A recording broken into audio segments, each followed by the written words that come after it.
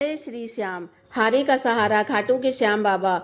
बाबा श्याम की महिमा, उनके अनोखे चमत्कार सभी पर एक समान होते हैं, चाहे अमीर हो या गरीब।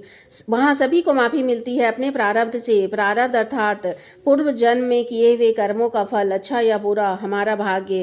प्रारब्ध के कष्ट को यदि कोई नष्ट कर सकता है तो वे हैं बाबा श्याम, क्योंकि भगवान श्री कृष्ण द्वारा वीर बर्बरी को यह आशीर्वाद प्राप्त है कि कलयुग में जो भी हार कर तुम्हारे द्वार पर गलती से भी शीश नवाएगा, उसके सारे कष्ट दूर हो जाएंगे। साथ ही भगवान श्री कृष्ण ने वीर बर्बरी से यह भी कहा था कि जिसका भाग्य मैंने लिख दिया उसे कोई नहीं बदल सकता, लेकिन मैं तुम्हें आशीर्वाद देता हूं कि तुम मेरा लिखा भी बदल सकोगे।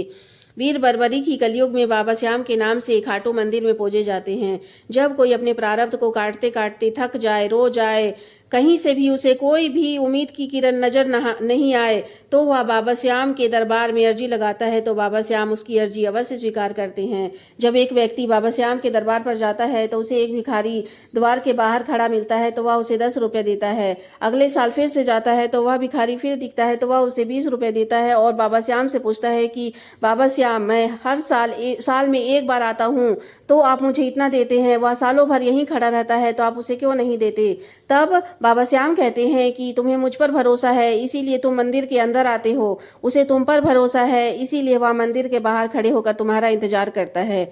एक बच्चा तब तक रोता है जब तक कि यह विश्वास न हो जाए कि यह गोद उसकी माँ की है। जैसे ही उसे यह विश्वास हो जाता है कि यह गोद उसकी माँ की है, वह अपने आप को सुरक्षित महसूस करने लगता है।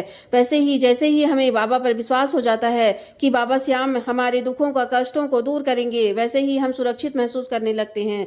जब हम पूरी आस्था और विश्वास के साथ बाबा पर विश्वास करते हैं तो हमारे सारे कष्ट दूर हो जाते हैं। हारे का सहारा खाटू के श्याम बाबा।